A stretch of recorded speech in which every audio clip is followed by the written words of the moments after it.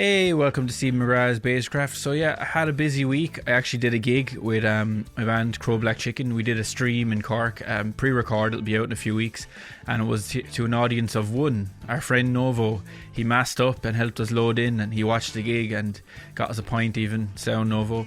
And yeah, that was amazing. Even just to play to one person and the engineers was just a brilliant experience, and way better than just jamming in the practice room.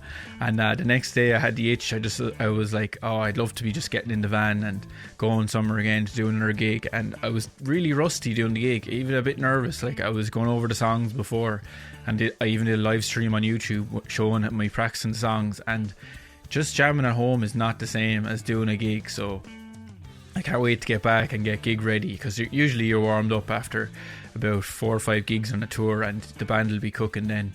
And just finished my Music Gen bass course as well, so for the council here in Ireland. And yeah, great, busy, and look forward to the summer now, a summer of bass podcasts. I'll have more time for this. So what better way to kick off a summer of releasing loads of these podcasts than chatting to Jeff Berlin, an absolute legend of the bass. And I have to say, usually I won't watch any interviews with the person I'm about to chat to, because I don't want to hear all their stories and anecdotes and thoughts on the bass for the second time. I want to hear it for the first time and react organically, and that leads the conversation wherever it needs to go. But for this one, I had a bit of a preconceived notion of Jeff from all the noise online, because, that's what it is. Jeff is quite opinionated, and then people like to talk crap in forums and stuff. So I watched a few interviews with him, and I realised that Jeff is a very open guy. He's up for a bit of a laugh, and yeah, he's opinionated, but so what? And he even says himself that he doesn't like to comment on particular players anymore. He just will comment on teaching techniques and teaching pedagogy, which is fine, So we had a great conversation, and Jeff has a new book out, Bass Mastery, a complete guide to reading for bass players. Check that out. It's available from his website, Jeff Berlin Music Group. All the links to this stuff I'm talking about are in the description, of course. So he has the reading book out, and he's just finished up a Jack Bruce tribute album. So let me read a bit about it, because there's a GoFundMe campaign started, and I really think you should go over and donate a bit of money to this to get this album finished. Well, it's finished, to get it out, So it's Jack Songs is my homage. This is in Jeff's words. Jack Songs is my homage to my longtime friend and bass hero, Jack Bruce. Jack, in my opinion, is one of the greatest bass players and composers of his time. This 11-song tribute was arranged by me and also features 2 original tunes written by me entitled Train Time Home, and another tune with lyrics by Jack's longtime lyricist Pete Brown. So yeah, it's a class album. I haven't heard any of it, but I heard the list of people on it. You have Bumblefoot, Geddy Lee, Michael Lee, like a who's who of bass players, Ron Carter, and other musicians. So check that out, guys. For the chat, we just had a laugh, like I said, Jeff doesn't comment on other players anymore, so I had my bass plugged in. I wasn't planning to play, but I got him to comment on my practice regime and some of my pedagogy I use with my students, and it was good crack. So sorry if the bass isn't that loud, because I wasn't planning to play it, but I cranked my amp and it's coming through the mic. And yeah, that's it. As usual, don't forget to like, subscribe, leave a review wherever you're listening to this, or comment. If you want to support the podcast, you can buy me an online coffee or buy some merch. So yeah, I'll see you in a minute. This is a long one. We really got into it. It's an hour and 40 minutes or something, I think. Could have gone on for longer. There was so much to get through. So I hope you watch this and can form your own opinion about Jeff, instead of reading that stuff online and that noise, as I call it, because I'd like if in the bass community we could be less like the guitar community, which has, like, there's so many videos on YouTube of guitarists having little fights and stuff, but as bass players generally we don't do that. If you're on any of the groups online, Facebook or whatever, the bass groups are so like chill, and no one ever gives out or slags people. Even if someone puts up a bass video and the playing is absolutely terrible, people don't like the comments, and then a guitar group, the person will get ripped to shreds. So as bass players, lads, let's rise above that stuff, and yeah, let's build a nice community of bass players who are supporting each other. And it's okay to have a difference of opinion, that's not a problem. So yeah, see you in a minute. I'm going to do that after our chat. I'm going to do exactly that because I'm always learning. You can Yeah. tape this. This is all part of it. So when it comes to technology, I'm pretty much, I'm as knowledgeable as the age I look. So I have to keep catching up and learning stuff like that. Well, I had a question for you, but I suppose we'll start. It was supposed to be further on, but how was the '80s for you and the technology? The bass technology. It was kind of like the Emperor's New Clothes. Like everyone. I was watching one of those Hot Licks DVDs, and Yeah. Marcus Smith. Everyone had the craziest active bass that they could get their hands on. Well, it's funny you should mention it. Yeah, I came through that period, but I was lucky. I stayed passive. To this day, I have a passive bass. Where is it? Oh, it's over at John McCracken's. I don't even have it here because we're finishing Jack Bruce, and it's passive through occasional pedal and occasional outboard, plug-in, and that's it. And I think, maybe one of the most ferocious bass tones you're going to hear from that record. I'm very pleased with it. So yeah, during the '80s. I didn't get, in, out, that's what Hamburger's all about, and up, down, back, forth. That's how you get a bass sound. I never did that. I plugged straight in and tried to make my fingers and equipment and bass all work in conjunction. I'm sure they tried to tempt you by giving you some headless basses, active basses at some stage. I've tried them, but active basses fell into the same area as tweeters does for me. Tweeters are very popular today, maybe more so. I don't really know the statistic, but I don't use them because I know I can get what I consider to be a nearly as equal sound of a bright output. And I guess the word I would use is that it sounds acoustic as much as an electric sound can. The tweeter tends to be just this boosting of harsh highs. Yeah. And it so offended my ear that the amps I play never have tweeters. And I've never missed them. I can easily boost them on the tone, the knobs, and get a good amount of crunch, but it's combined, it's clean, it's blended with the real full sound of the speaker. So that's where my ear takes me. Yeah, the tweeter actually fell out of my cabinet. I've done about a thousand gigs with it, and I heard something rattling around, and I don't think I was using it anyway. It wasn't doing me any good. I was happy with the 10-inch speakers that I had. That was it. I'm a 15 man. 10s are very popular because, and not unreasonably, I might add, bass players like that compact sound. But the funny thing is that when I aim for a compact sound on a bigger speaker, it produced a more centered, little bit weighty, and really punchy tone. It's again, speaking for myself, when I used gear that created sound, somehow it sounded slightly more artificial to my ear than using what I consider to be full range speakers and dialing in the right tones.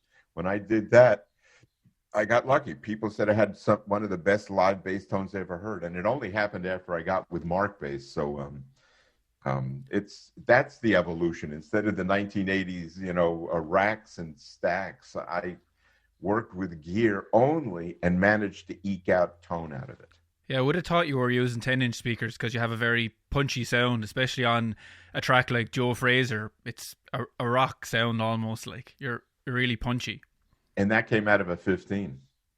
And how, I don't know what that text, don't mind that text on my screen. I know it is. No, it's my camera. So how is the record going, the Jack Bruce record? That's class. I saw you posted on YouTube yesterday. You're doing a GoFundMe for the record, so it must be nearing completion at this stage.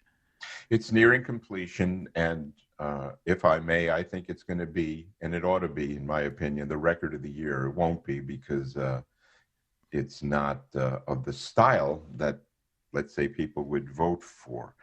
But musically, I don't think there's going to be anything like it.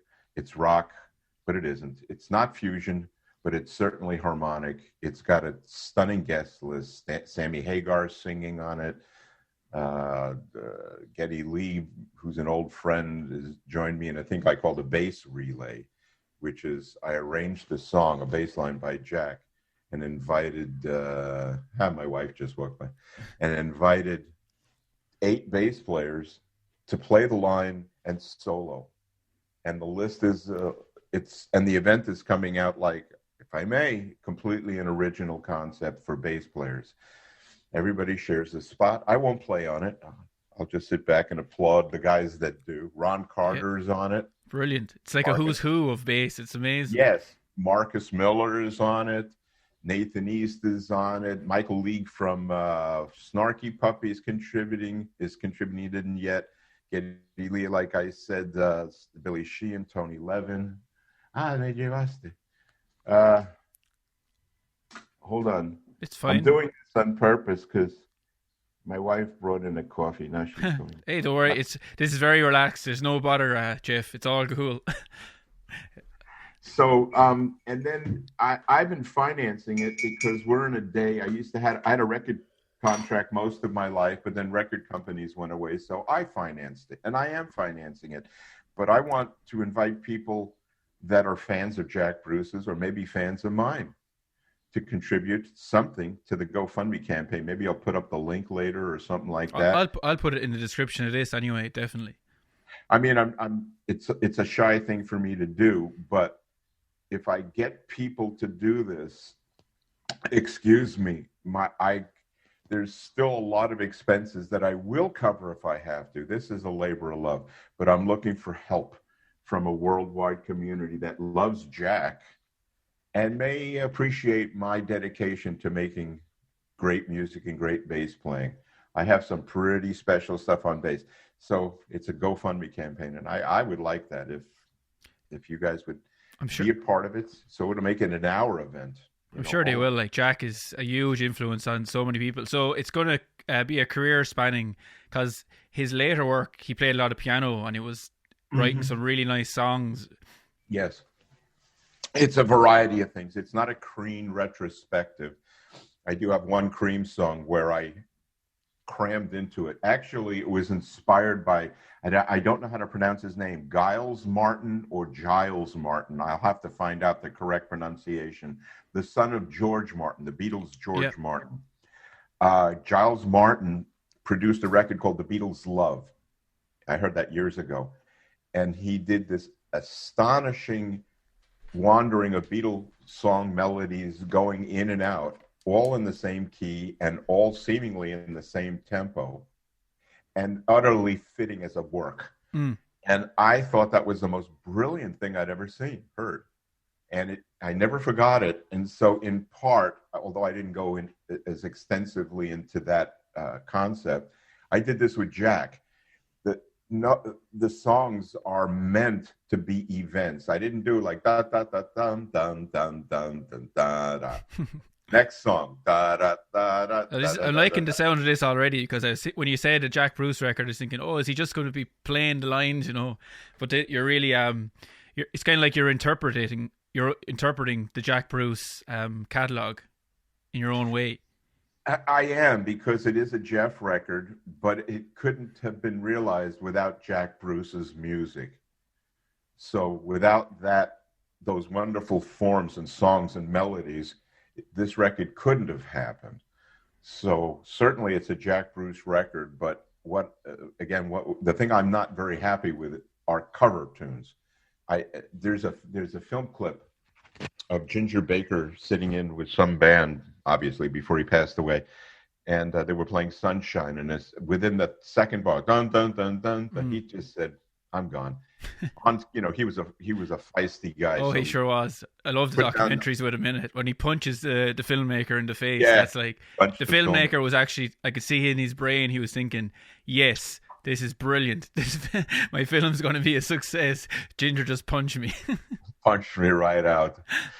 Well, Ginger had that thing where I'm not going to participate in another super loud cover tune of Sunshine. Of course. And even that had a little effect on me, where the song is a collage and it rocks. That's all I can say. It really picks at your hearing, reminds you of the variety. Cream's repertoire wasn't that wide. No, they didn't even have that many albums, I suppose. They kind of fizzled out fairly quickly. Fairly quickly, and I think they did 4 records. but I chose, I would say, most of the great, outstanding guitar licks and most of the great songs of Jackson, and stitched them together. It's going to be pretty amazing. I'm really pleased with it. And then I went into his catalog and did similar things. I mean, the guy has a 50 to 100 song repertoire. So I have 8, 9 songs on this, but it really stretched my arranging techniques. Plus the fact, I'm hitting that button again. There we go. It made me come up with something absolutely unique, I believe, and I'm really proud of it. But the GoFundMe campaign lightens the financial load on me because I still have artists to pay. I have records to produce. I got mixing to take care of. You know, the list is long.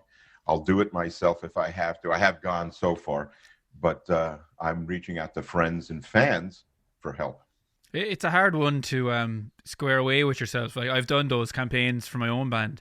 And oh, did you? It is hard, like, to accept the help from people. But someone said to me then, people want to buy your music. They want to support you. It's not.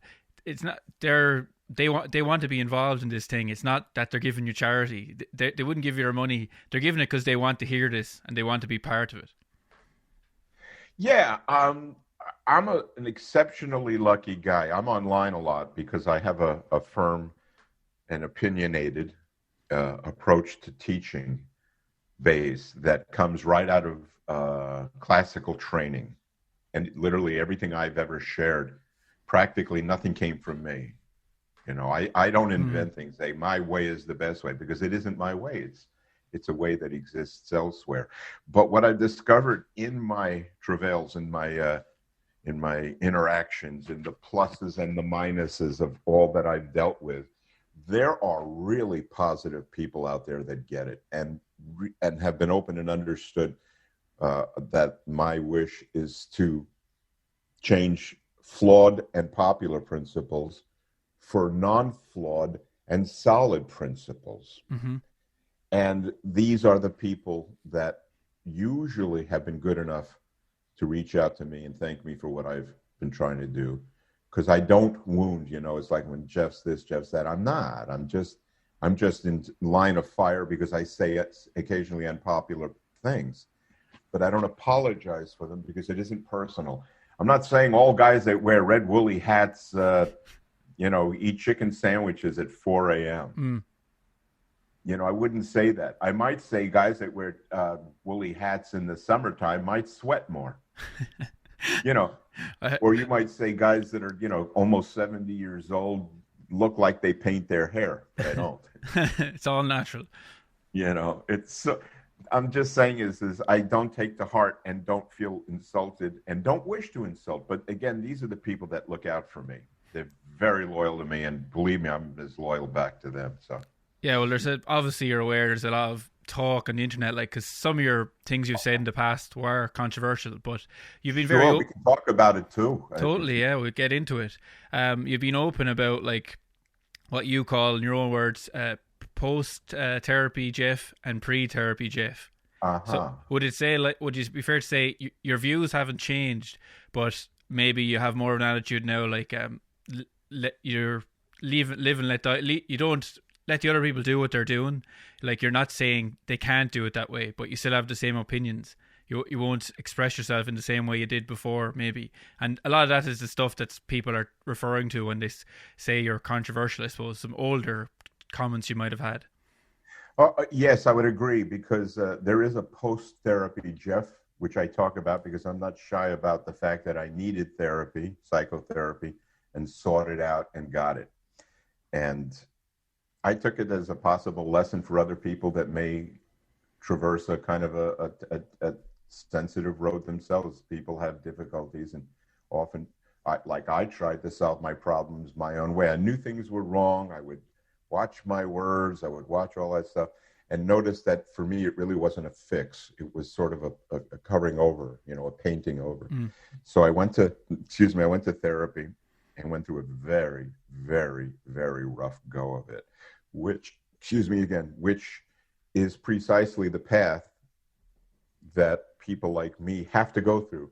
you have to go down in order to come up. You have to go through the difficulty, because that's what we've avoided, that has always lurked, and it has always affected us. So I went through months of this. And then when I began to emerge, because it's an academic emerging, it's like you practice reading, you're going to get better. It's just a fact.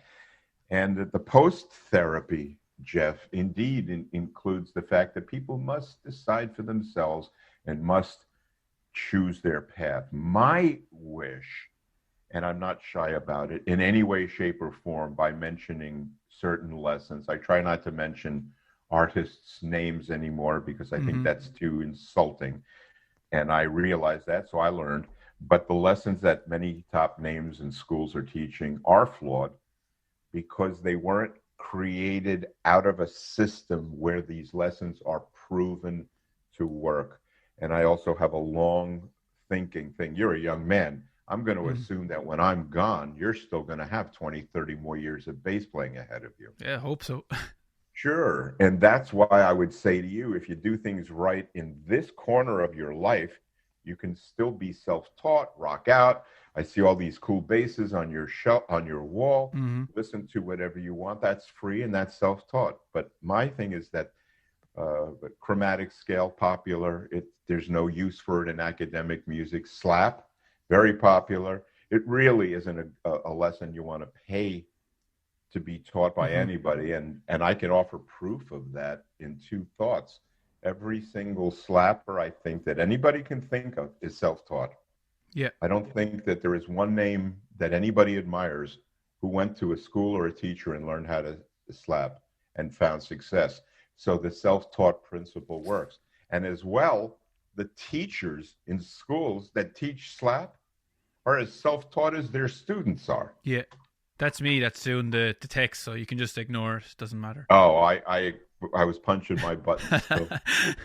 So if everybody in rock, let's say, just about is self-taught, everybody in slap is self-taught, and anybody I would say with a logical sense would see this, will at least now have an option to weigh, then if I want to slap or I want to rock, and if it might be best not to pay for these things, why would I pay to be taught? And that's where I come in, because I'm an ex-violinist and an ex-jazz student that were taught to learn music, because this is how everybody learns. It's not a Jeff philosophy. There isn't a classical violinist, pianist, trumpet player, none of them. Everybody is taught 1, 2, 3, 4, da, do, da, do, da. Exactly what bass players seem to dislike, and exactly what's going to get bass players in 6 months to double their playing and enjoy the benefits for life. For life. They're denying themselves the life of musical improvement, because that does not interfere with. No, I agree. I got lessons when I was a teenager off a jazz drummer, and he taught me loads of theory and all that. And he was trying to get me to read. So I was going through some of my old books there that I have here. And I actually cheated. We had to take out the tab with a black marker. You might see it. So you can see it on the back book. I had to remove the tab because I couldn't stop my eyes looking at it. And I just have to confess to my old teacher, I didn't actually learn how to read. I actually memorized these pieces. But I'm going back to doing it now. I have some Jim Stinnett. I don't know if you knew Jim Stinnett. He used to teach in I know the name. I haven't seen his books, but I heard he's very well liked. I have a bunch of his books here. He was on this podcast. But you have a new reading book out. I'd love to hear about that. I have the Samandel as well. So you're talking about old pedagogy.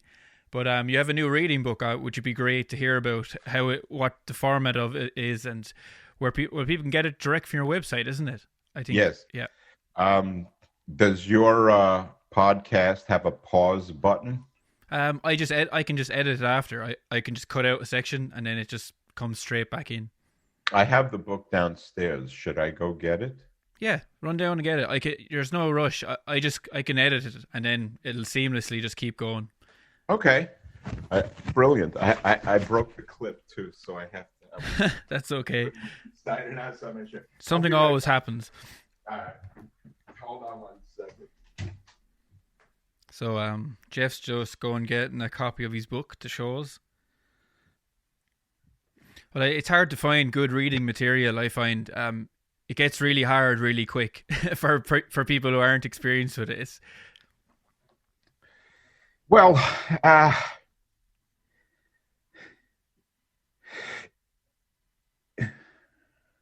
the Simandl book, I find that easy because it's for double bass. Like it does not get very hard very quick.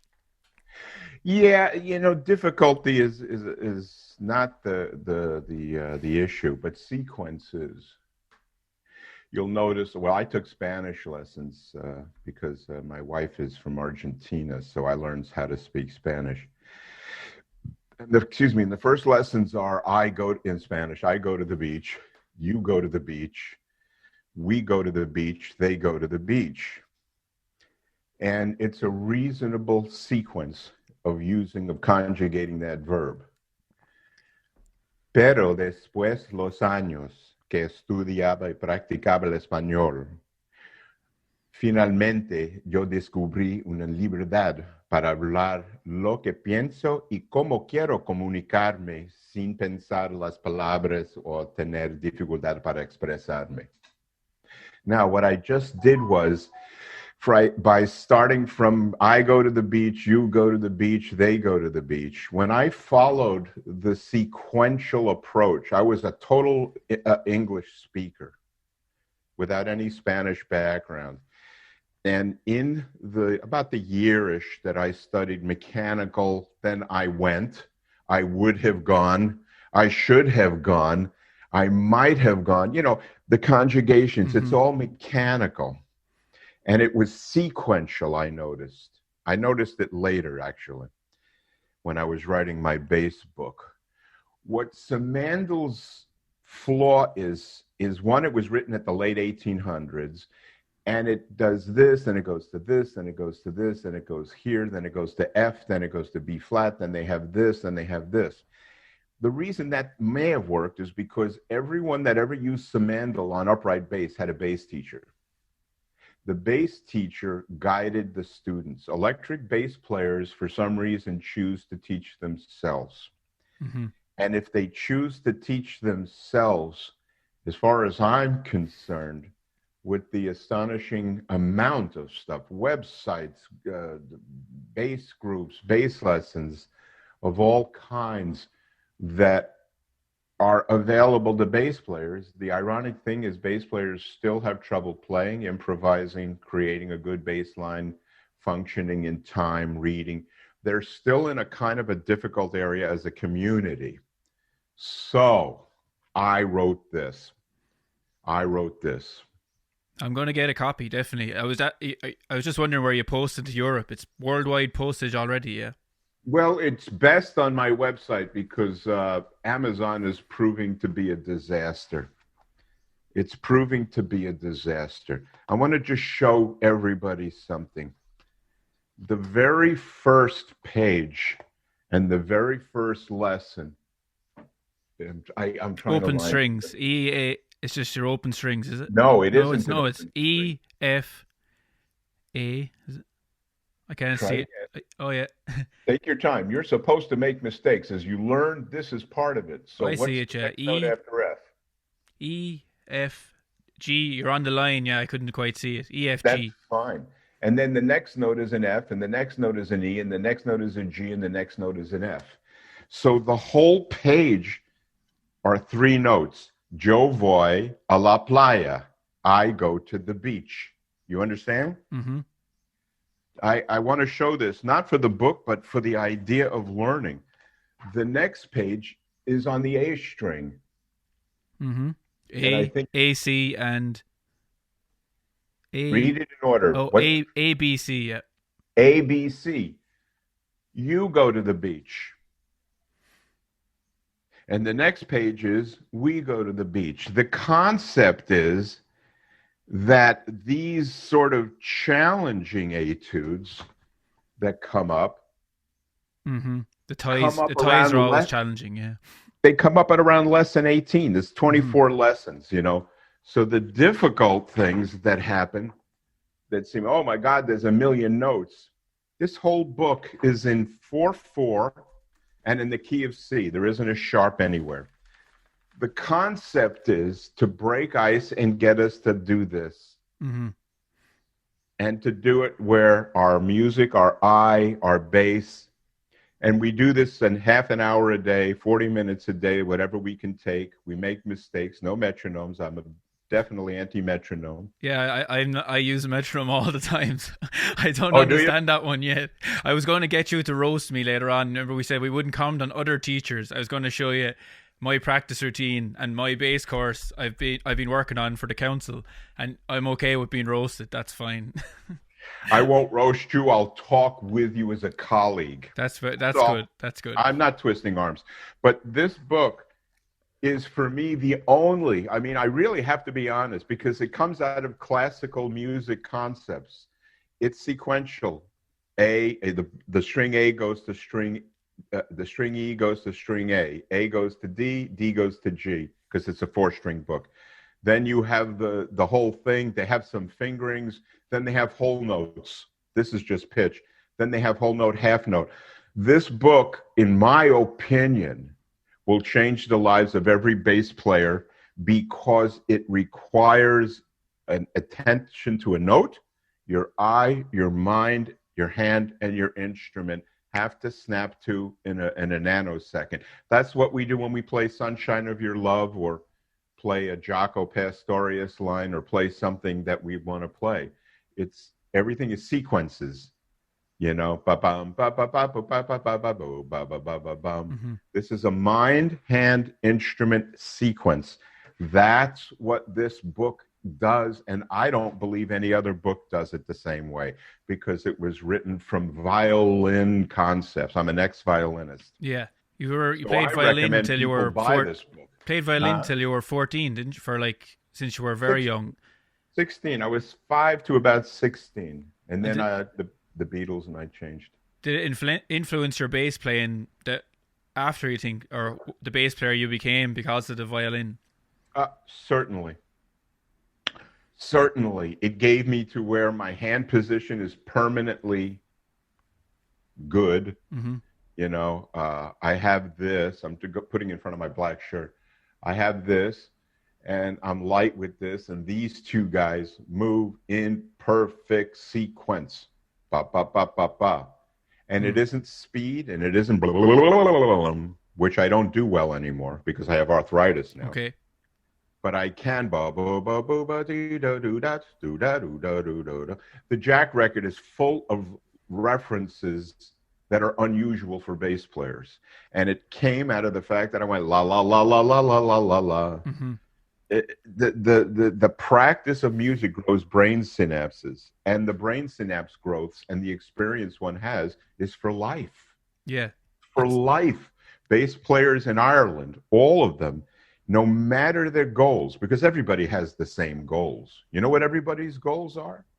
To express play your themselves, music? I think. Huh? Express themselves through their music, to get to the level where they can just express themselves. That's an excellent answer right there. If you want to express yourself through your music, you want to express yourself through your own music. Or possibly, if you're in my band or our band, you want to express yourself through my music. Or you want to play and express yourself for fun, gigs, whatever, no money involved. Or 4, you want to earn money to play. And as far as my logic goes, that covers everybody. Mm-hmm. You want to play my music, your music, jam or play for fun somewhere in your house or wherever, or play with people and make money.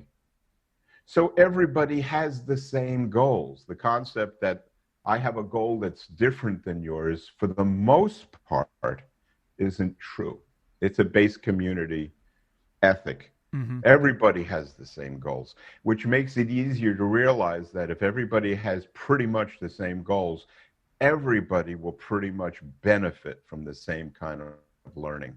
But because base education, as far as I can see, is designed, well, take a course with this guy, study these things, here's tab for this. This is really exciting. You're going to, am I excited about this lesson? You know, it's no disrespect to the sellers, but it's a hype. It's a hype to an audience willing to be hyped. And I've rarely seen online anybody that has ever participated in certain areas that didn't say, "Oh, did I have fun? Was this great? What a great guy. What a wonderful thing." And then my curiosity is, I said, "Well, could you tell me what you learned?" "Oh, well, when I'm playing," and then the thing starts to get vague. Well, they all want to walk. They want to run before they can walk, Jeff. That's what I think. It's like, you know what? You think that's what it is? That's the problem. It's like, I want to play the bass like this jazz fusion guy. And it's like, you can't even groove yet. Like, you need to do the fundamentals. You don't need to do this course. You need to go take back a step and get the fundamentals down first. And that's what the courses are selling. They're saying, I'm going to make you this fusion player. But most of the people who are buying them courses, they're not even ready for that level yet. Yeah, I mean, I know bass teachers are nice people, good people, but as a teachers, and I specify their profession, not their soul, not their attitude, I don't trust most of them. I don't think that they are really helping people to do more than be entertained. And that includes the big schools. I think that schools are a great user of the attitude that young bass players are saying, "Oh, I'm going to go here," or "I'm going to do that," when in fact, one page of music sitting in your home, plus a class of a couple, theory or transcription and a good ensemble will save you $100,000 a year and get you way better musical instruction.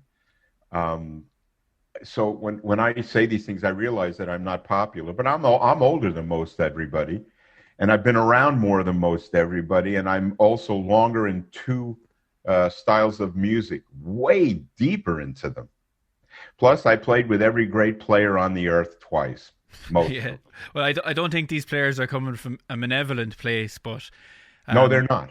It's just the way it is. But my own pet peeve, I think, is like I'm looking at your fundamentals: reading music, understanding chord tones, playing in all 12 keys, approaching notes, and walking blues. Yes, I teach all of them. I don't teach jazz standards because here's what I think.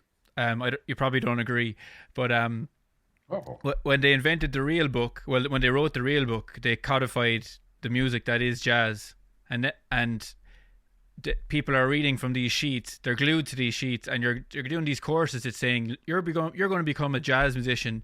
Here is the exact sheet of Autumn Leaves. They teach you the little things to do your walking bass, and you're glued to that sheet. And if someone was to take the sheet away or to play Autumn Leaves in a different way, you would be lost. But if you go back and talk to some of the jazz guys that were there around the time the real book came out, they were annoyed. Not that I'm saying there's nothing wrong with the real book. It's a good tool. But these guys were annoyed because they were saying there's not just one set of chords for Autumn Leaves. It's jazz. You can move things around. It's an improvised music. So people are being told they have to learn jazz. But if you don't really like jazz, I don't think you need to spend all this time on the standards. Yes, learn the walking blues and these things, but maybe you don't have to be learning all these jazz lines because you're never going to be a jazz musician. You're just reading a bunch of real book charts that you can never leave because you don't really understand the music quite yet. That's a very interesting way to look at it. And one of the things that I think the tone that you included, and if I may too, I'm just sharing a thought, is the exact same. I call it, give me a second, I want to find a way to say this. The concept you have might be a negative to learning, and I'll tell you why. You included a lot in regards to performance. Here's this real book thing, but if you take it away, maybe you won't be able to play the song.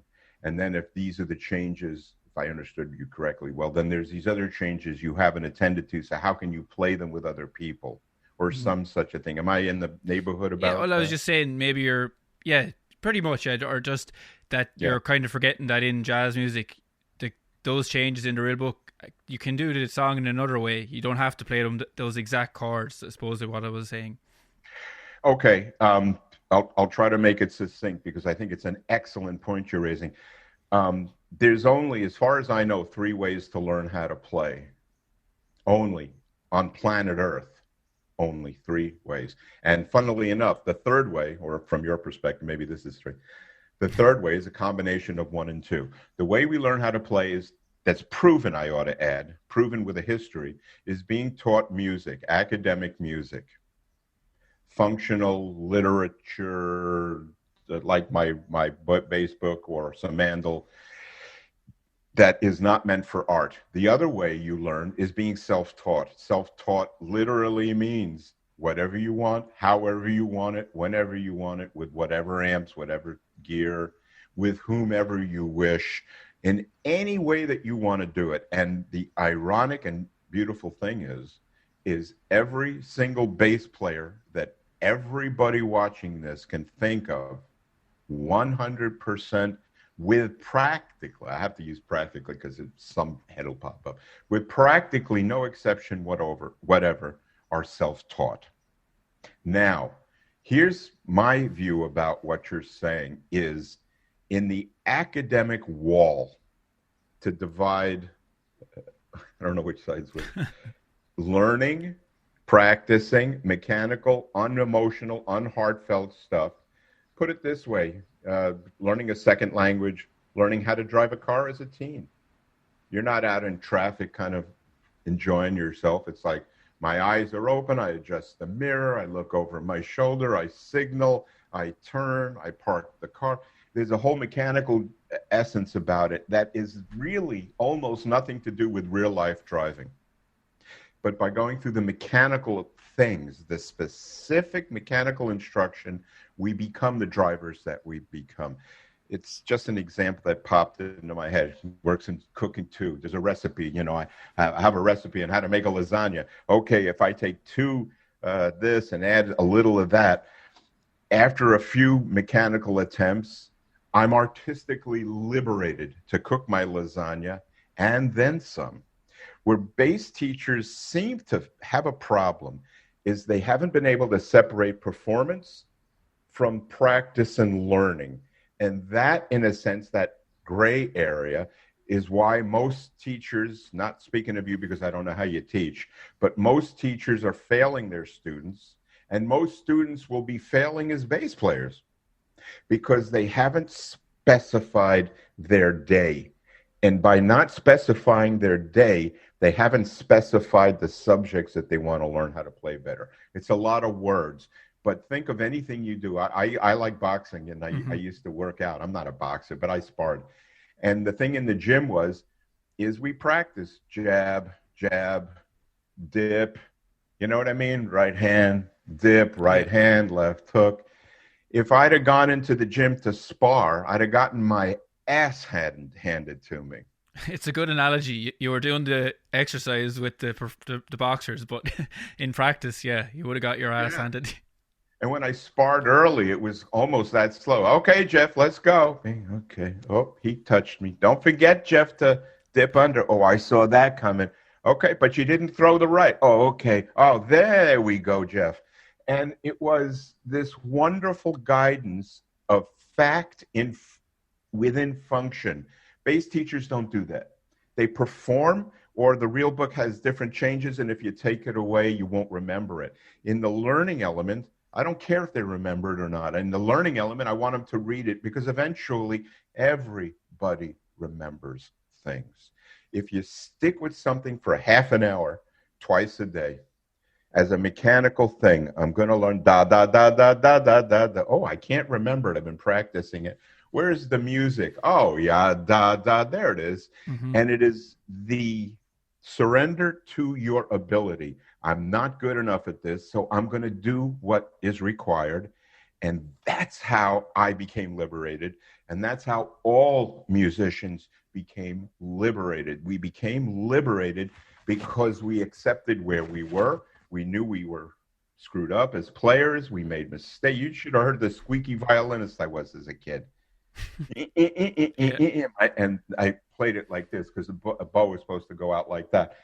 And one day I didn't squeak, and one day I didn't do this other, So bass players, electric bass teachers would function better. Like if I wrote out a 4-bar thing and said to this guy, practice this, it's better than a semester at Berkeley, in my opinion, or anywhere else, because it is putting hands. I'll shut up. I know I'm talking a lot. No, go. I like it. I like a long monologue about these things. I don't know.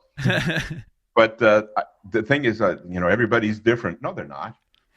No, they're not. I mean, you learn faster than I do, and maybe you learn, I don't know what, need this more than I do, and I need that more than you do. But at the bottom line, we both need to know what G and A and a B look like. And that's where bass players kind of go off the wheel here, is that we all need the same stuff. And I'll back that up by our English writing and reading lessons since we were children. We all learned the same grammar, but Billy learned it more quickly than I, and I learned it more quickly than you, and you learned it more quickly than Seamus. Definitely. Seamus, yeah, that's a good Irish name. Yeah. Well, I'll qualify that by saying, of course, learn jazz. There's nothing wrong with learning jazz standards, but I'm just not but sure. Beyond jazz. But I'm not sure should it be as far ahead. Like, I think you should be learning your chord tones and your scale patterns and all these things maybe before you start learning all the jazz standards. And the jazz standards seems to get pushed forward ahead of those things these days a lot. That's a very good point, and that's a kind of a reason, again, why I don't trust a lot of teachers, is they'll employ things without thinking of where they belong. You're right. If I can't read or play in a particular manner, you know who you look like? Colin Firth. I just got it. Colin Firth. You know the English actor? Yeah, I know the actor. Great actor. That's a compliment, I think. Just look like Colin Firth. I'll be gushed on. Yeah, maybe he's got Irish connection, because my family never went very far from where I'm from. Like, the diaspora hasn't spread too far. Like, so I think I'm pretty fully Irish. I was thinking, my grandparents, they may have been born in the Irish part of Poland. Oh, I have my Berlin. Well, this mug came from Krakow in Poland, so was on holidays there a long time ago. Yeah. But so anyways, you have a point. I mean, you don't rush, guys. That's the thing, is when you teach appropriately and you don't cross the wall. Jam, rock out, turn your amp up, do your thing, forget my lessons completely, your lessons completely. But when we have our lessons, how did you do with this line? How did you do with this page of reading? If bass players do that, if bass players are willing to take this book and crack the reading ice, because I know I'm being a little self-serving here, this solves all problems because I wrote it to do that. I wrote it to supersede Simandl. And if they could do that, they can go and jam at night at the pub and have a grand old time. You've covered both sides of the thing. That's how I did it, and a lot of guys did it. And I'm pretty sure, for Simandl, because it's for double bass, they want you to get those hand positions deep ingrained, so you're in tune all the time. So that's a lot of the reasons why a lot of the exercises are so rigid, because they want you to be in first position, second, and up along your double bass neck. But the electric bass is a different thing altogether. Yeah, I mean, the positions isn't a real issue on electric, and you could shift around. I mean, part of the learning is, that doesn't work. Well, that's better. And if one is willing to be a little bit in the mud, a little bit in the dirt, and fail, that didn't work. That didn't work. A great deal of electric bass improvement is elimination. Mm-hmm. It's like, I want to buy a mouse. I want to buy a grouse. Wait a minute. I want to buy a spouse. Hold on. I'm still wrong. I want to buy a house. So it's in our English, we don't traverse the path till we get to the right word. We usually stop and go, what is that word I'm thinking of? I want to buy, what is it? Oh, I want to buy a house. And so this is another reason why the chromatic scale is a flawed concept. My thing is about, since the bass education, unfortunately, is riddled with flawed concepts, and England and Ireland and Scotland have well-meaning but flawed bass instructors in there, and all they need to do is go to music and reduce the stress level on their students and just say, do this like you're in the army. And then when you're done doing all this stuff, go out and have a ball. But the chromatic scale has flaws, slap lessons has flaws, rock lessons have flaws, metronomes have flaws. The floor is yours. I was just going to say, if you saw like your own instructional DVD, what was it called, a super technical approach, you would probably give out to your younger self, because you're teaching slapping and popping, tapping back in the old days. Days. So you would have changed. You probably have changed your own outlook a little bit over the years as well. Oh, most definitely. I think one of my first books has tab in it, which I'm quite certain that tab is just not good for people. Yeah. But I had to traverse a path and arrive to where I've arrived. I don't lament it. I went through a path of learning, and thank God I did. Yeah, I actually learned something from that as well. I've been doing that. What you were doing, I was doing the shape. It was like an E major ninth shape, and then you tap above the neck. But you kind of were explaining it in the theory way. I was like, oh yeah. So you were still teaching some good stuff in the DVD, like. Oh, yeah, it was fun. It's entertaining, but I suppose that any good record and using your ear, and I'm not knocking that it was there. I just don't think it really made much difference, because if I had my druthers, I'd like to see you do it in a minor. I'd like to see you do it in a C sharp minor 7 flat 5 with a 9. See what's the chord? A C sharp minor 7 flat 5 with a 9. Now, on the bass, do I have enough fingers? Yes, you do. I'll take out the 5, I suppose. No, you got to have the flat 5 because it's a chord. Oh, you got to have the flat 5, yeah. Yeah. See, I didn't merely just chuck a goofy chord at you. Music is language, so they say. I'm not 100% I agree, but let's go with it. Let's go with language. Language means that the more words I know, the better I can communicate. You know what I mean? Hey, Stephen, I see you play a 4-stringed, whatever that thing is hanging on your wall. It's that guitar-looking thing. I don't know the word for it, but it's 4 strings and you tune it. You mean the bass? Oh, the bass. Yeah. So the more grammar we know, the easier it is to commit a thought and explain it. And that really, to tell you the truth, makes life easier. As bass players, if I throw out a chord like C sharp minor 7 flat 5 9, it isn't a jazz chord. It's a chord in harmony. And the interesting thing is that if I taught it and then taught it in variety of keys, one's mind grows synapses, the experience is expanded, and bass players are improved. That's the idea behind these. So we got a C sharp, flat 5, minor 7, and a 9. Take the 9 up. Play the C sharp on the bass note. C sharp on the bass note. Yeah. Yes. The 9 is on here. On the bass string. Now play the flat 5 on the A string. And then the 7 on the G. Play the 7 on the D. On the D, okay. So up to here. There's my 7. Oh, 7 is... Oh, there's the 7, yeah. So you want that to be... Yeah. Technically, C sharp. Oh, yeah. And then go up. And we need... Right? To G on the there it is. G, C sharp, G, and B, then B, and there, string. And there's my 9th. There you go. Oh, it's a nice chord. It's a nice chord, but now do it in F sharp minor 7 flat 5. I'm just going to try and transfer the shape. I'm going to cheat. Well, it's okay. I mean, cheat. Play, So you see, by the dint of a simple little chat between guys 4,000 miles away, you've looked at your bass differently. Yeah. And if I'd have written it out for you, it would have added another perspective. Do you know how bass players, all of us, every single one of us, gets better? All of us, no exceptions, by the thickness of a tissue paper. That's what happened to you with that minor 7 flat 5. And the trick is that tomorrow you'll do this, and then tomorrow you'll do that, and then the next week you'll do that, and then the next week you'll do that. And in 3 months, this is your improvement. Mm-hmm.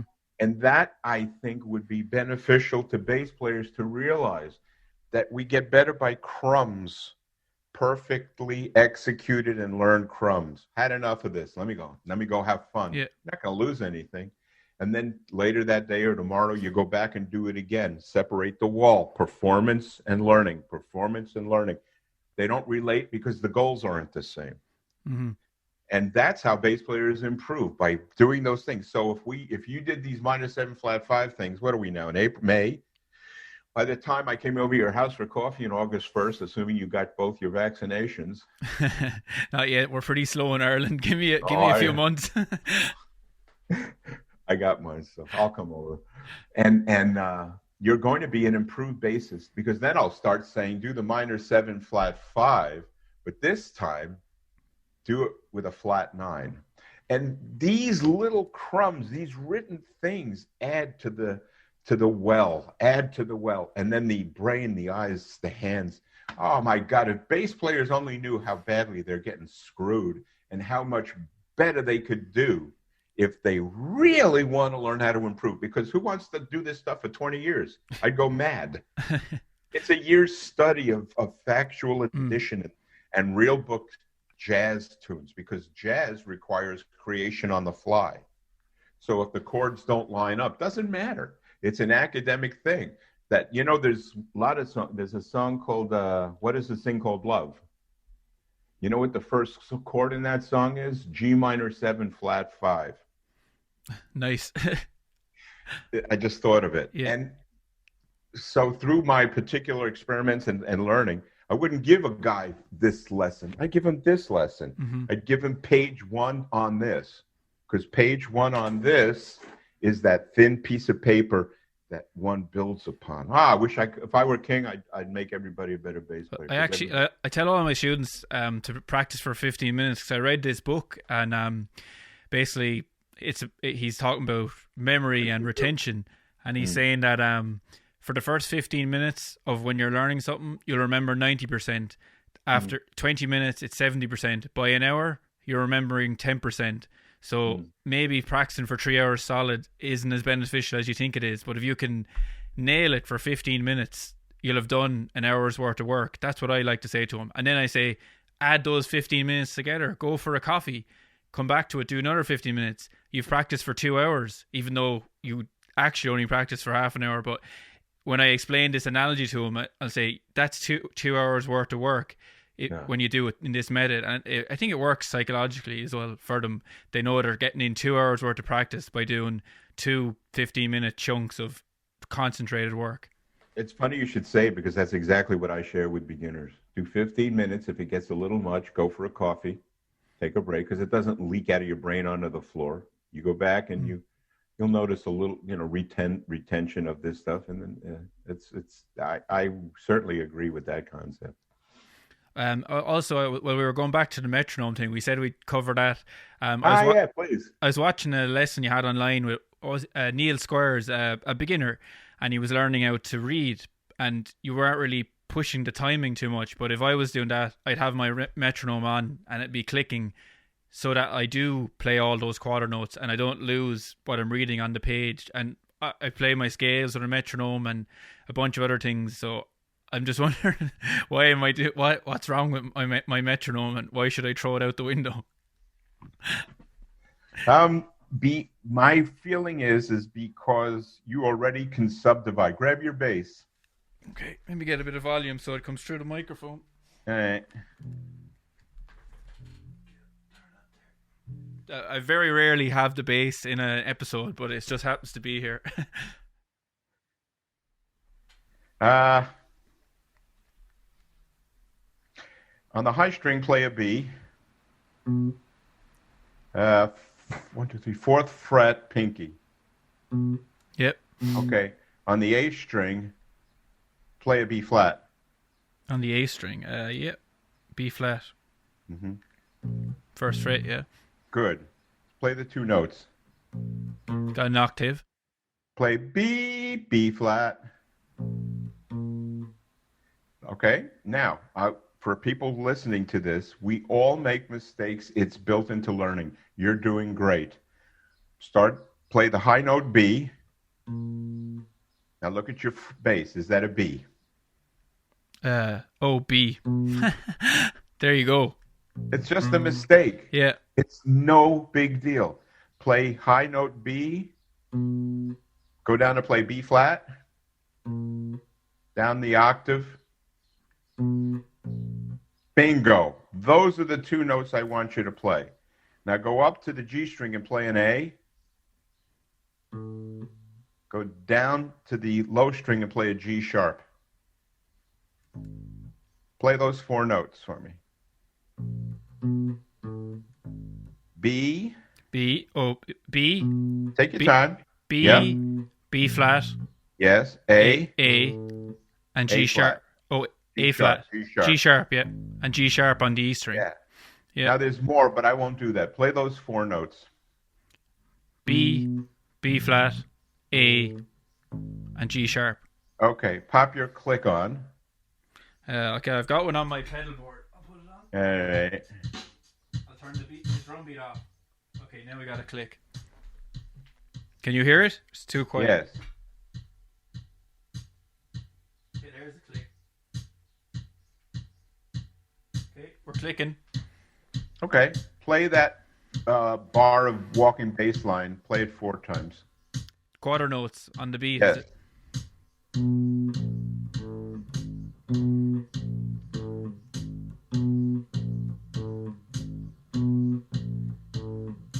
Now, if you could learn that line and play it in time, which you did without the click, can you tell me why you would play it with a click?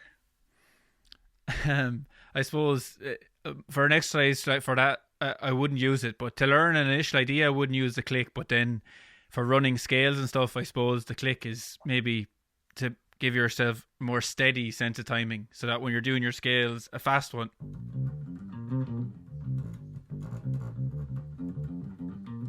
I might be using a click for something like that, so I get.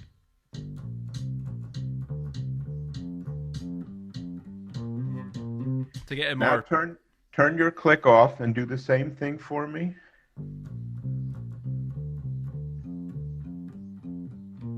Okay.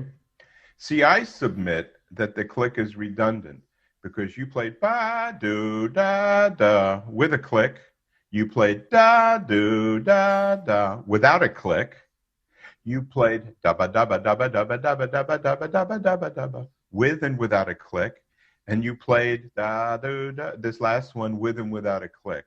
Mm-hmm. So at least in regards to this little demonstration, what you did with a click, you perfectly did without one. Because to me, time is an internal thing. It's not based on an external. Scales are possibly the greatest overstated element of bass education there is. Because melody and melodic resolution and melodic presentation is far more significant because it's based in harmony, in a chordal harmony, but traversing up and down isn't either usable, even now I'm going to cross the performance line here, isn't usable in art and isn't functional beyond the scale and academic training. So everything you did with a click, you did without a click. Your time is perfect.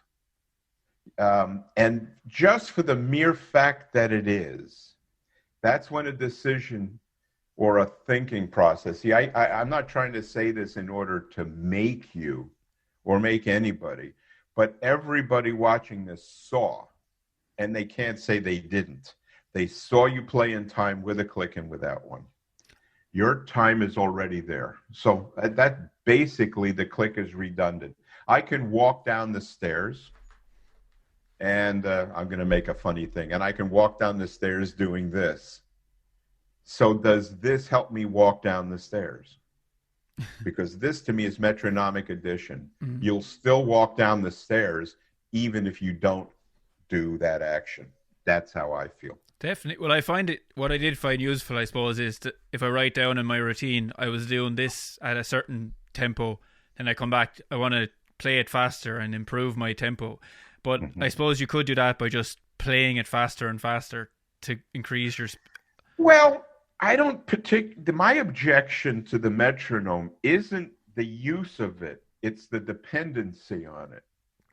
my particular thing is, see, I already know in my own heart, that the use of a metronome is a redundant device and that it really doesn't help bass players. It's like I didn't learn Spanish better by going, yo voy a la playa.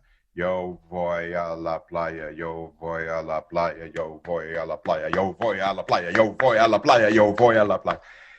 You don't learn language by force or by speed. You learn language by retreat, getting your footing, seeing what the words mean. I can prove it here if you want to. Are you a Spanish speaker at all? I actually tour in Spain a lot, but no, I'm terrible. I just know it's more cerveza, por favor, and these kind of things. Like, but Okay. enough to load into a venue to say poquito, bejo, or more bass, or bajo, or poquito battery, whatever we need to say. Like, the right things for a sound check and to get fed. Well, you might feel that music is a language. So just for fun, repeat after me. Just repeat after me and try to learn it. Después el video. Después el video. Voy a bajar. Voy a bajar. Para tener. Para tener. Un café. Un café. Después el video. Después el video. I forgot what I said. Después el video. Whatever I said, I can't remember. Después el video, voy a bajar. Voy a bajar. Y tener. Y tener. Un café. Un café. Okay, say it in time if you can. Oh, God. This is video. Voy a bajar. Voy a bajar. Y tener un café. Okay. Después el video, voy a bajar y tener un café. Después el video, voy a bajar en café. Okay, so that's fine. But everyone should notice this, that at the beginning, and I'm the one that messed it up because I said something else and I forgot what it was. So después el video voy a bajar y tener un café. And Spanish people can tell me if I even said that right. I actually have a few Spanish listeners I've noticed in the downloads, so they'll be listening to us. They'll let me know if I did well enough. So, but you see how you're bumping ever so slightly? You're not going to learn that sentence by speeding it up. You're going to learn that sentence by slowing it down. And not only slowing it down, going at a time entirely, which you did. Después el seminario, says Stephen, voy a bajar. Did you notice, review your thing? You stopped, you hesitated. It's logical. You don't speak Spanish. You had to think and adjust. So the nature of a metronome to keep you in time and even speed you up as if speeding up is a process or a sign of improvement is actually a false concept, especially if you're going to look at music like a language. The way we learn bass better, da-do, da-do, dee, da. There's other notes I didn't show you. I didn't want to cause you to really mess up. I wanted to make a point. Have you got studio work today? I don't want to hold you for too long. If I'm in no rush, I have the whole evening blocked off. But are you recording today? I am, but not for the next 3 hours. I go over at 2:30. It's a one. Geddy Lee is a very old friend. I've known him for 40 years, and I have a bass chain that I arranged, and it had a whole bunch of different guys. And I invited Geddy to play, and he did. So once his part comes in, I fly it in, and I'm laying out. I'm going to let everybody hear all these guys. I'm playing all over the record, but so he's on that, and so I have to fly his part in. Billy Sheehan is also putting his part on. I got a lot of great guys, and then Ron Carter. That's amazing. He's played with everyone. He's been around for years. Yeah. So these are very generous people. I know I'm leaping back to the record, so forgive me. Oh, don't worry about it. That's cool. You were teaching me Spanish before you got disconnected. No importa. Oh yeah, I had one more question about my own practice routine. So I started doing this thing, and I got it from a few other very well known, bass players online who I've chatted to. So it's kind of like they're trying to improve their inner pulse. So you make a drum track in like your DAW, and then you take away bars randomly, and you just I personally have found that even though like I'm a professional bass player, I've still gotten a benefit from doing that because it's about maintaining steady. So you're playing your groove, your drums are gone for 4 bars, 8 bars, and then you obviously have to come back in with the drums. So it's just teaching you to remain at a steady tempo. Would you find even an exercise like that redundant? Yes. Really? I'll tell you why. Because there isn't a single situation in academic or art that ever comes up. In truth, it's kind of a made-up problem that's more of a game show challenge. Mm-hmm. If you put a click on right now, metronome to whatever tempo you feel comfortable at, and play a bass line you're familiar with, you're not going to wander anywhere. It's a click track recording. You and everybody will simply subdivide and follow the thing. But the nature of the click, click, click, click, stop 2, 3, 4, 3, 2, 3, 4, it is about as unnatural a human experience in music as one can have. So if you successfully accomplish it, great. Here's your prize. I'm being silly here. Is this new refrigerator freezer, and you spend 2 weeks in the great sea town of of Mallorca. It's a game that bass players do, but it has no benefit at all on one's bass playing. But there must be I'm playing to like, it's actually a proper drummer who's not even hitting everything metronomically. Like his hits are moved a bit, but there must be a way to improve your inner pulse, because some people they do have bad timing, or is it just they need to play more music in your view? People don't have bad timing. People have bad musical knowledge, and people don't have a long experience with bass playing. As I said earlier, that's my opinion. As I said earlier, like, people are performing, teachers are teaching performance, everybody's into performing. Got to play this thing, got to play with the metronome on and off, got to perform. I need the click so I can perform a scale. I need the click so I can perform a line. Learning is not performing, and with apologies to all of my friends, fans, teacher colleagues, when one guy like me, it can sound funny. I know it can sound a little, I don't know what to say, rude or whatever. If one guy says everybody's got it wrong. And the only reason that I sort of boldly say that is because I'm one of the few coincidentally experienced guys in 2 forms of music. It's nothing I did. I'm not better than you. I'm not greater than you. I don't play better than you. I don't do anything better than you or anybody else. I'm not better than anybody else. But by mere coincidence, I have 2 really thoroughly immersed experiences in music that maybe, I don't know, nobody else has. It's just a coincidence. Hey, sometimes everyone is wrong. I just saw there recently that, do you know this thing about the 2 meters with particulates coming out to do with COVID? Apparently, that was based on a paper from the 1950s, and an undergraduate was looking at it, and she found the paper that all this was on, and it was flawed. So sometimes people do believe something that isn't true, but you're entitled to your opinion, and I don't think you've expressed anything here that is offensive. You've just said that's your opinion, and that's the way it is. That's it. Mine are. It's like yes, people can hear this stuff and then make their choice. See, the thing is that often when I say these things, most people may find a reason not to listen to it, but without fail, some do. And inevitably, these are the guys that a year later say, I'm playing better, I'm reading better, because the things that I'm sharing don't come from me. I'm not telling you how I feel about it per se. I'm telling how it functions in music elsewhere, that I merely took those concepts and share them with bass players who don't have the benefit of my particular background.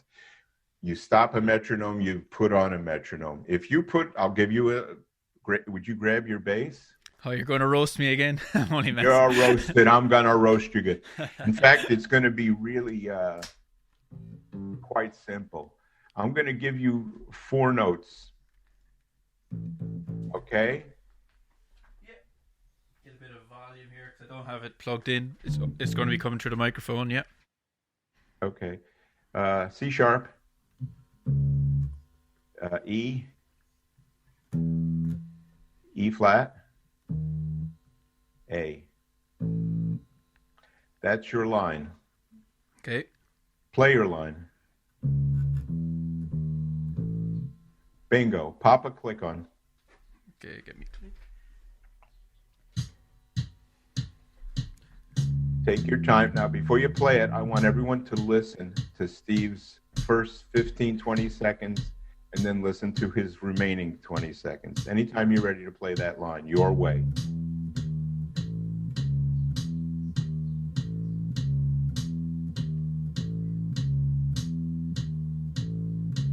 Okay. Mess with it.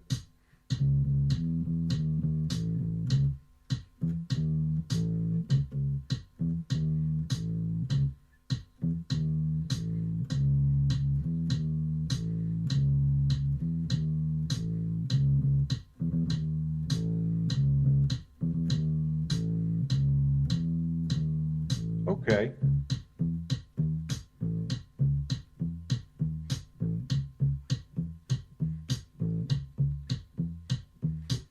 Something like that. Sure.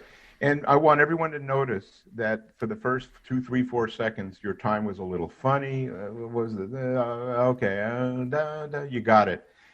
Then not only did you get it, you began to evolve with it. And then not only did you begin to evolve with it, you began to play upbeats off of it. The evolution of time came entirely out of familiarity. That's all that it was.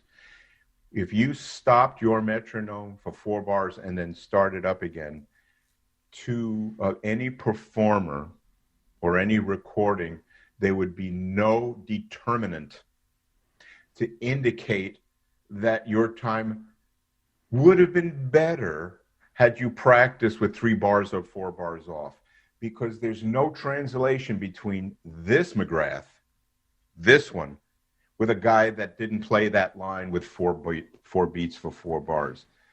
It's that your time on its own, your organic Stephen McGrath time, is just fine. And frankly, so is every student you have. But when you challenge them in musical things, that's when the mind is involved and the hands. You know why we stutter? Because the brain is growing synapses to adjust to the ba-da-da-da-da-da and then physically play it. That's the difficulty. So the concept of starting and stopping, it's forgive me, it's nonsense. Okay. Your time is just excellent. I found it a good exercise, and personally, just me. Maybe I'm an alien. But you're not an alien. I would assume it felt good to you, but it isn't translatable over to your real life music. It isn't even translatable over to the learning of music. Because no matter what you do, the moment you learn a new thing, you're going to flub. Because we all do. I can't see how it translates. But if it makes you enjoy, if you like it, enjoy. Yeah, I enjoy it. It's definitely good for the grooves. But I really appreciate it. Was great that you gave us so much for your time. And actually, you were the only guest I've ever had on who sent me an email specifically saying any questions are open. So some of my listeners asked some questions, but nothing. It's easy ones, actually. They were easy on you. Well, one person wanted to know, like, how did the relationship with Cort come about? Because they said that it's not a typical brand you see most well-renowned bass players playing with. They were wondering how that whole thing came about. Well, I knew the owner for years, Danny Gottlieb, the old drummer with Pat Metheny. He and I are best friends, and every year when he was alive, Jack Westheimer, who owned Cort, used to invite Danny and I out to dinner because we're three Jewish guys. So we just, the Jews would hang out and have Chinese food at the NAMM show. So anyway, when the Koreans took, or I should say, took a figurehead charge, they sent me a bass that turned out to be, to this minute, the best playing passive 4-string bass I've ever played. In fact, in my opinion, it's better than the 62 jazz bass. The bass that I have, the rhythmic, is, I mean, I go for quality. I don't go for names. I never have. I mean, Mark bass, there's a lot of companies I have to assume that are bigger name in regards to big gear and this and that. Mark bass blew my mind when I heard its tone. The Babbitt's bass bridge I put on my bass, the bridge, put sustain that I've never had before. The court bass, they sent me a demo. They said, design it. My wife actually designed the two. I think that I love that the two woods thing. That's really cool. Isn't that cool? My wife did that. She did a quick drawing and I sent it, and that's what they did. Well, it's tabletop wood, which is exactly what the jazz bass is made out of. I forgot the name of the wood. Padauk is one of them, and I'm not sure. Not Padauk. It's a cheap wood. The bass. Basswood is a cheap. The jazz a Fender would be. What's a Fender made out of? The body. It's usually basswood or ash or alder. Alder. Yeah. That's it, Stephen. It's alder. It's a tabletop wood. It's cheap wood, but it resonates beautifully with everything. So I found my chord, the rhythmic, to this minute, I put it up against. That sounds challenging. I think it's the best bass I've ever played. Yeah, I'd love to play one, but because Cort isn't such a well-known brand, they're not really in music shops to pick up as often. Right. I understand, but I go for quality. It's not even that expensive.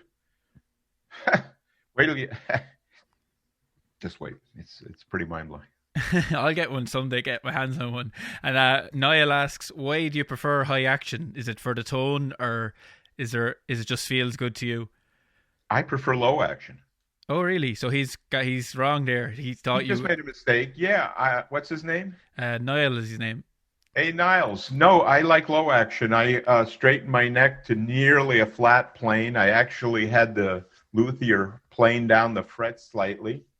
The strings I use are 40, 60, 80, 100, and I lower the action so that I don't have to exert myself in order to play. I like the equipment to do most of the work. So, yeah, I prefer low action. Okay, so he got that one wrong, but now we know you like the low action. Hell. It's so good to ask questions.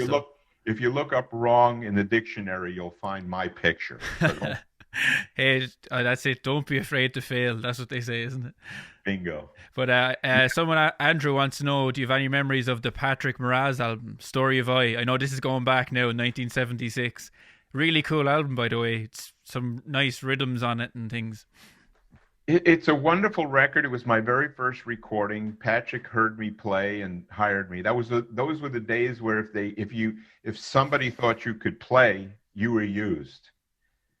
And I got that record date, and Alphonse Mouzon was the drummer, which sort of prepared us for a lifelong relationship until he sadly passed away. But the ironic thing is when Patrick mixed the record, and Patrick knows this, he mixed it terribly. He put the drums and the bass down to almost nothing while it was just stacks and stacks of keyboards. But that's sort of like leader syndrome. So I'm not particularly, I understand it's his record, but I don't think it did bother me, and it did bother Alphonse. Mix their own records. Like, it's probably not a good idea. Like, because the engineer is a fresh set of ears, and he'll give a better take on the overall sound usually. Like. Cool. And Ronan wants to know about, did Alan Holdsworth influence your playing? Was his first part. And second part, did you ever see Alan play the bass? No, I've never seen Alan play the bass. He picked up mine and, had a little fun. But did he influence me?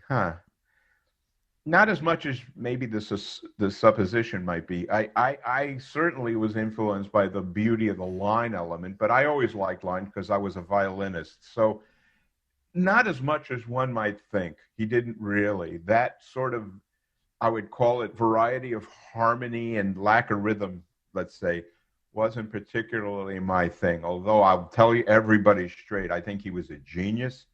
I think he was one of a kind. I think he was one of the most outstanding guitarists of the 20th, 21st century. Yeah, he's amazing. Just, I mean, a big influence still on a lot of people, his style. Oh, yes.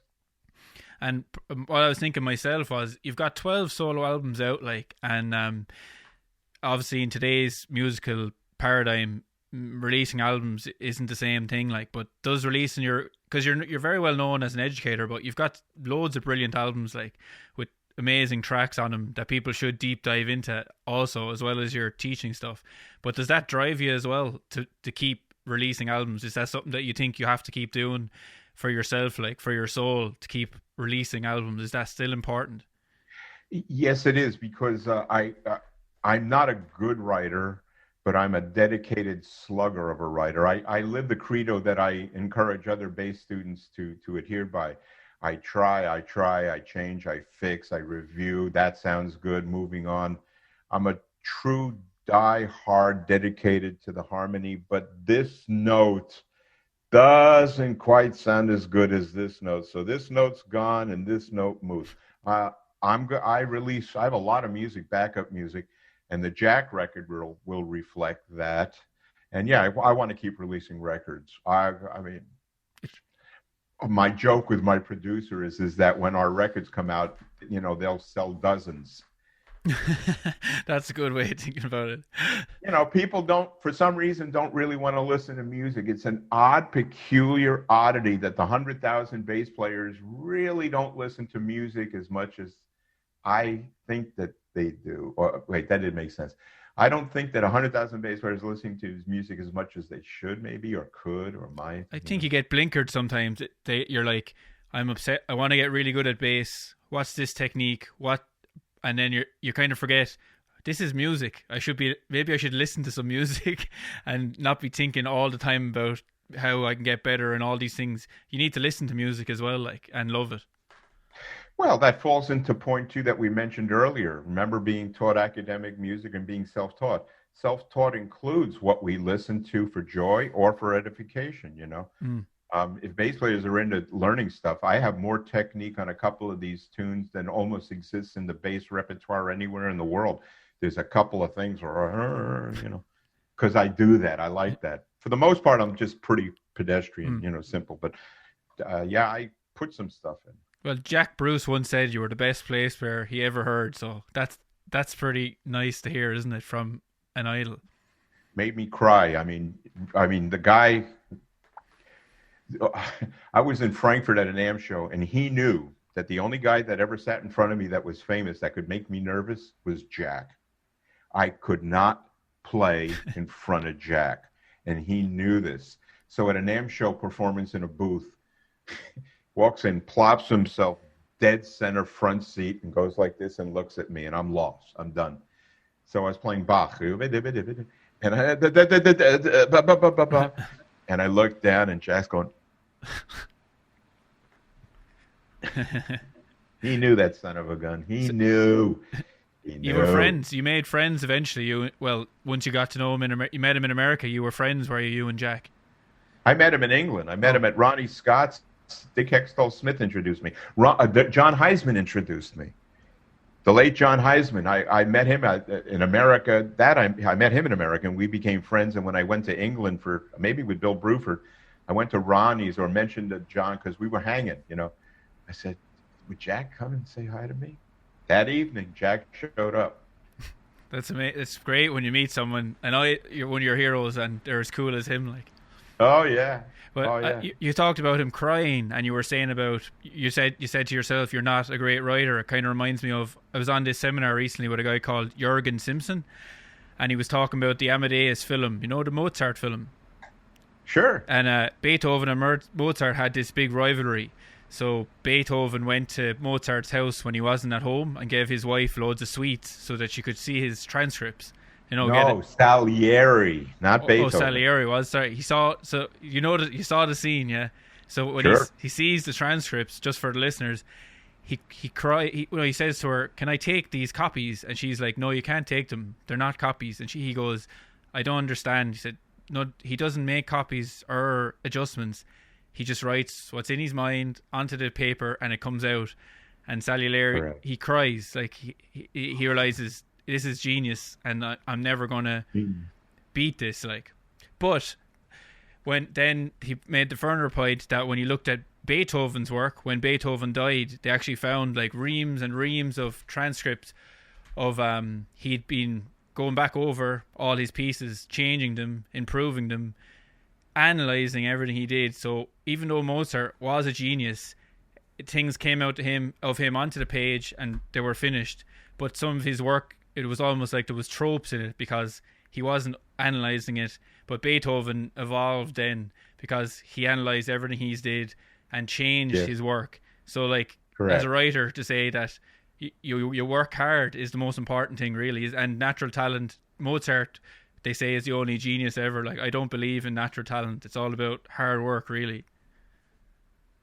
It makes sense. It makes sense. Yeah, Beethoven reviewed and scratched. There's a lot of scratches and changes and stuff. I even remember the melody where Salieri opened the thing. It was a harp and flute sonata, maybe orchestra piece by Mozart, and the melody went da da da da da da da da da ba ba ba ba ba ba ba ba ba ba ba. Ba, ba, ba, da, doo, da, da. That's the melody that's stuck in my mind from that scene. It's amazing.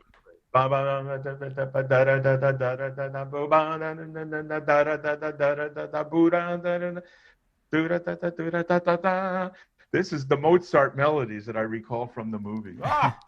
And I wasn't really a Mozart fan, but I have to say that some of his later works, and especially the Requiem, hurts me. It's so beautiful.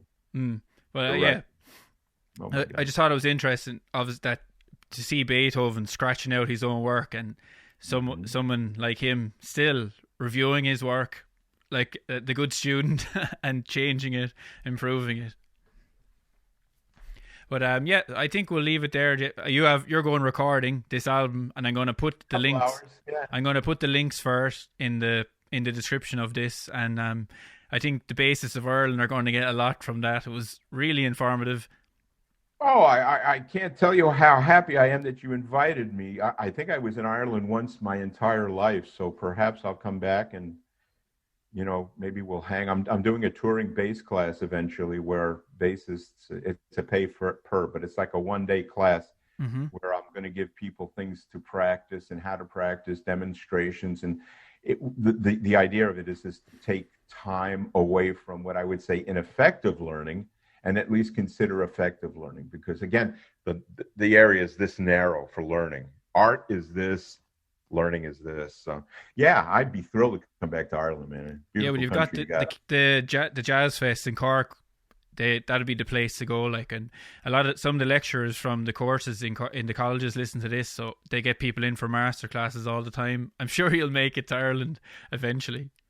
I would love it, man. Truly, truly would love it. And thank you for thinking of me, Steve. That's very kind of you, bro. And thanks to everybody for hanging in this long. And if you have any questions, write to Steve, and I guess he'll write to me. I will, and I'll be picking up the book. I'm looking for. Happy to help. I'll get a signed copy of the book if they're in your house. Otherwise, don't worry about it. I'll be ordering it soon. Oh, the book? I'll do it with pleasure. People have been asking. That always makes me smile. I said, "You want my signature?" I thought the only guy that wants my signature is my mortgage owner. It's like. It's Leyland. Have you seen Leyland Sklar's book? Phil Collins, bass player with the big beard. He has a new book. It's just a picture book, but he always signs them and posts them out. People like it, Yeah, well, he's a legend, and I'm sure his book is terrific. I'm very curious to see it. It's just people giving the finger on tour. It's like about 1,000 pictures of people giving the finger on a tour. That's his sense of humor. He's a funny guy. Well, here's my sense of humor here. Oh, yeah. I'm not good with the finger. This thing, I just can't. Jeff, actually, that reminded me of the last thing, and then I'll leave you go. In your technical DVD, Roddy Piper, the wrestler, comes out and berates you. Which that was a funny thing. Was that just a random occurrence that happened, or were you friends with Roddy Piper? I had a friend that worked for the WWF. I mentioned what a fan of Piper's I was because the reason I loved Piper was at the time he was the cleverest interviewee you could find or interviewer. I thought he was as witty and as quick as anybody. So he introduced us. I mentioned the video, and he goes, "I want to be on the video." So he came by, and I said, I wouldn't do it again today, but it wasn't my best video. I actually encourage people not to get it. But, 80s, haha. One guy dressed up on another video as Groucho and did this, I didn't see that. What we did. I'm not proud of that video.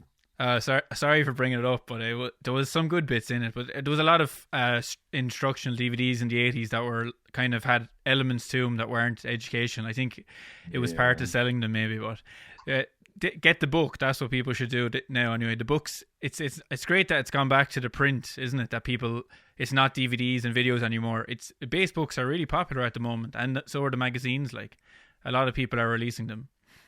There's a lot of releases, and again, 10 seconds. I'm not knocking colleagues. I'm not trying to go, yeah, but mine.